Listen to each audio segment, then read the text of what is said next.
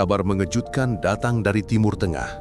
Pemimpin tertinggi Iran, Ali Khamenei, dikabarkan syahid pada 1 Maret 2026 setelah rangkaian serangan udara yang dikaitkan dengan Amerika Serikat dan Israel. Di Teheran, ribuan warga turun ke jalan. Masjid penuh doa dan suasana duka menyelimuti negara yang selama puluhan tahun dipimpin dengan sistem ideologi yang sangat kuat. Namun yang menarik, Iran tidak langsung goyah. Struktur kekuasaan langsung bergerak, pemimpin sementara ditunjuk, militer tetap beroperasi, dan serangan balasan justru meningkat. Pangkalan militer Amerika di kawasan Timur Tengah serta jalur laut strategis mulai menjadi target tekanan baru. Kelompok sekutu Iran di Lebanon dan Yaman juga menyatakan siap ikut bertempur.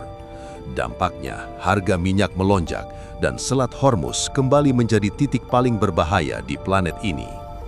Faktanya, dalam politik global, jatuhnya satu tokoh besar sering bukan akhir dari perang, justru awal babak berikutnya. Apakah kematian seorang pemimpin benar-benar tragedi atau bagian dari permainan besar untuk memicu konflik regional yang lebih luas dan mengubah peta kekuatan dunia?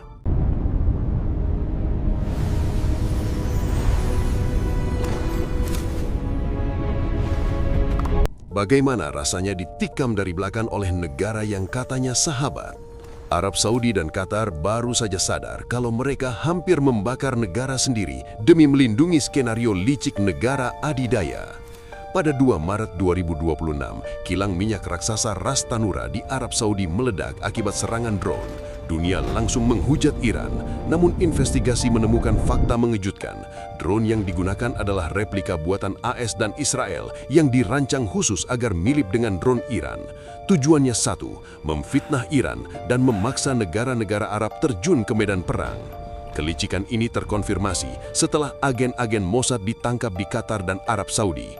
Mereka bukan sedang memata-matai, melainkan merencanakan pengeboman internal untuk menciptakan ketidakstabilan di jantung negara Teluk. Melihat kekacauan ini, sekutu lama Amerika mulai balik badan. Inggris dan Spanyol secara mengejutkan menolak membantu serangan ofensif. Mereka sadar bahwa mendukung ambisi Donald Trump hanya akan menjadikan negara mereka target empuk bagi kekuatan militer Iran yang ternyata jauh lebih tangguh dari perkiraan.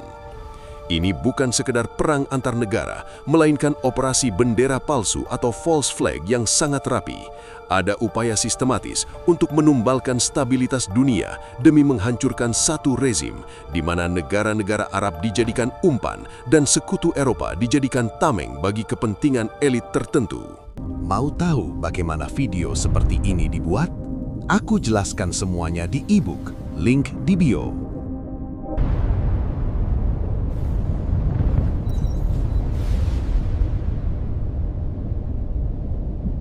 Selamat datang di awal Perang Dunia Ketiga, di mana bom dijatuhkan saat kata damai baru saja diucapkan dan nyawa manusia ditukar dengan angka di papan saham.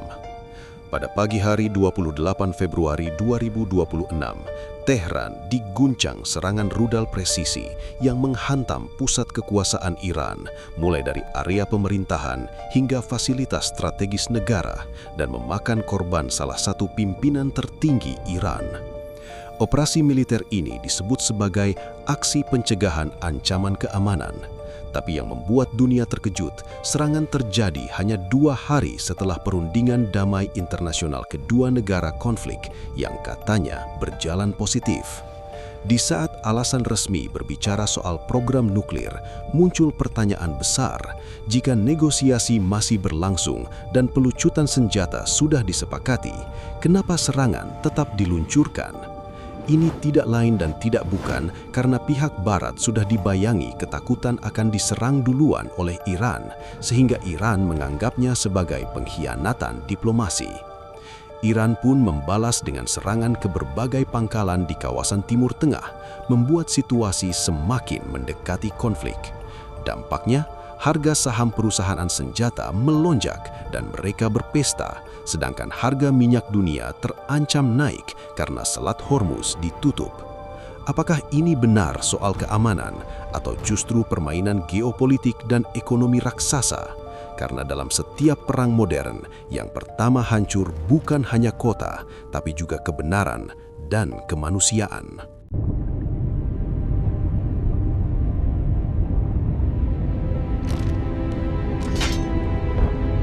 Negara pemilik nuklir akhirnya hilang kesabaran.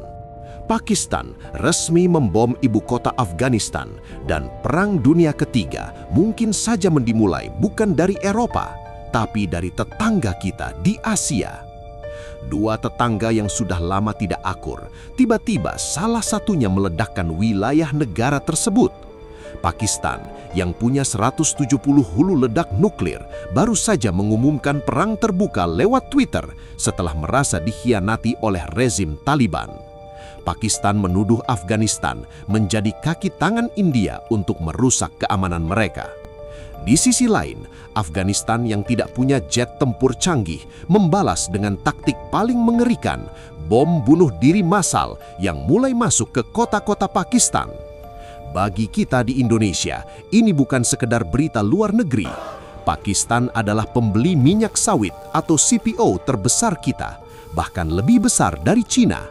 Jika Pakistan hancur karena perang, ekonomi kita bakal ikut goyang. Saat ini, perbatasan kedua negara sepanjang ribuan kilometer sudah menjadi ladang pembantaian dan ratusan orang telah menjadi korban dalam hitungan hari.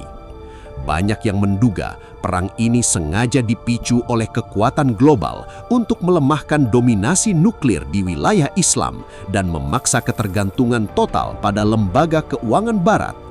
Dengan dibekukannya aset miliaran dolar milik Afghanistan oleh Amerika Serikat, perang ini seolah-olah menjadi skenario besar untuk menciptakan kelaparan massal demi mengatur ulang peta kekuasaan di Asia Tengah.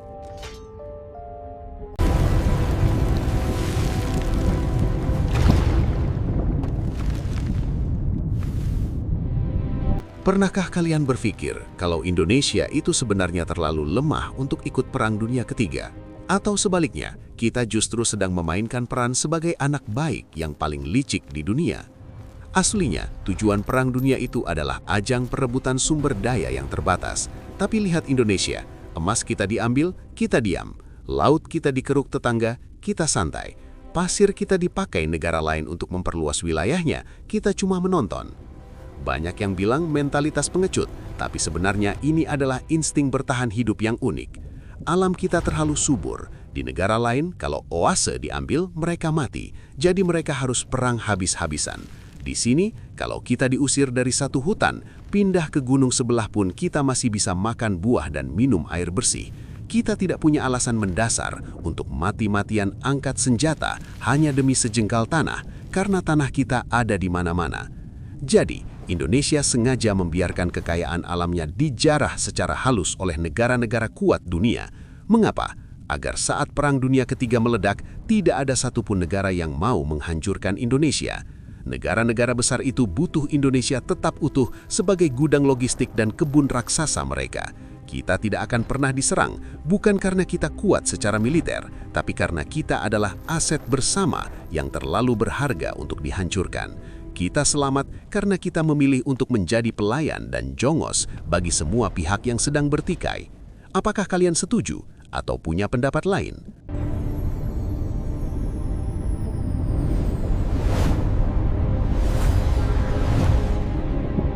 Katanya Indonesia digadaikan. Katanya dipaksa impor ratusan triliun dari Amerika. Tapi, bagaimana kalau justru ini permainan dagang yang jarang disadari publik? Kesepakatan dagang Indonesia-Amerika sebenarnya bukan sekadar soal impor besar. Indonesia mendapat tarif ekspor lebih rendah dibanding banyak negara pesaing. Artinya, produk Indonesia jadi lebih murah masuk pasar Amerika. Soal impor energi seperti LPG dan BBM, Indonesia memang sudah lama impor dari luar negeri. Bedanya sekarang, sumbernya dialihkan langsung ke Amerika, bukan lagi lewat negara perantara. Pembelian puluhan pesawat juga bukan keputusan mendadak. Maskapai Indonesia memang butuh menambah dan mengganti armada untuk beberapa tahun ke depan. Jadi angka triliunan itu bukan uang hilang, melainkan transaksi dagang yang memang akan tetap terjadi. Indonesia rugi atau untung, dan siapa yang sebenarnya kehilangan pengaruh ketika jalur impor berubah. Kadang yang disebut negara digadaikan justru cuma narasi perang opini. Karena dalam geopolitik, yang terlihat rugi di depan kamera bisa jadi sedang menang di belakang meja.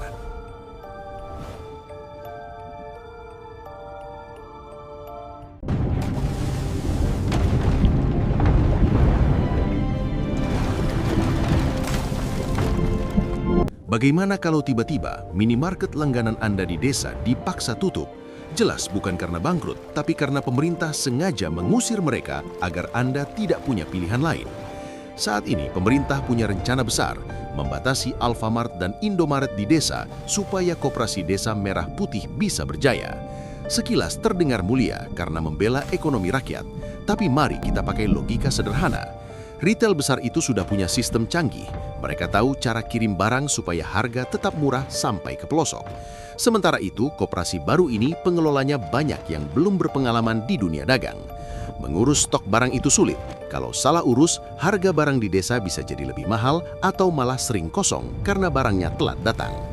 Dampaknya bukan cuma soal belanja, tapi juga soal kerjaan. Ada ratusan ribu orang yang kerja di retail tersebut. Kalau gerainya dibatasi, mereka mau kerja di mana? Memaksa kompetitor pergi bukan cara membuat yang kecil jadi kuat. Itu namanya memaksa rakyat menerima layanan seadanya. Niat pemerintah memperkuat ekonomi desa melalui koperasi adalah langkah yang baik. Namun solusi terbaiknya adalah kolaborasi. Retail modern berbagi sistem manajemen, sementara koperasi mengangkat produk lokal. Nasihatnya, dukunglah kemandirian desa yang profesional agar masyarakat tetap mendapatkan harga murah dan pelayanan terbaik tanpa harus mematikan kompetisi yang sudah ada.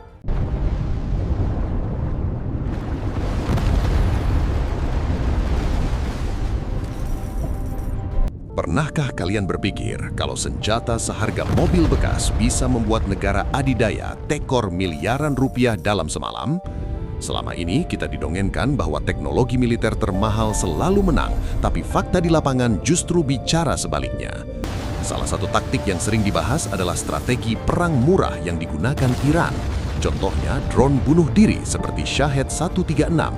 Biaya pembuatannya hanya sekitar $20.000. Namun untuk menjatuhkannya, sistem pertahanan seperti Iron Dome atau THAD milik Israel dan Amerika Serikat bisa menghabiskan jutaan dolar hanya untuk satu tembakan.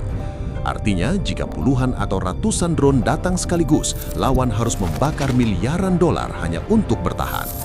Bahkan beberapa rudal lama sengaja diluncurkan bukan untuk menghancurkan target, melainkan untuk membaca radar, mempelajari pola pertahanan, dan mencari celah sistem lawan. Strategi ini bukan kebetulan, tapi hasil dari gen kecerdasan ribuan tahun. Jangan lupa, dunia modern berhutang pada bangsa Persia. Tanpa Al-Khawarizmi tidak akan ada algoritma yang menjalankan ponsel kalian hari ini. Tanpa Ibnu Sina, ilmu kedokteran mungkin masih di zaman kegelapan. Mereka bukan bangsa baru dalam hal logika dan strategi. Inilah yang membuat banyak pengamat mulai bertanya, apakah serangan-serangan ini benar-benar hanya soal militer, atau sebenarnya ini bagian dari perang ekonomi tersembunyi, di mana tujuan utamanya bukan menghancurkan kota, melainkan memaksa musuh menghabiskan uang dan sumber daya sampai mereka tak berdaya. Mau tahu bagaimana video seperti ini dibuat? Aku jelaskan semuanya di e-book, link di bio.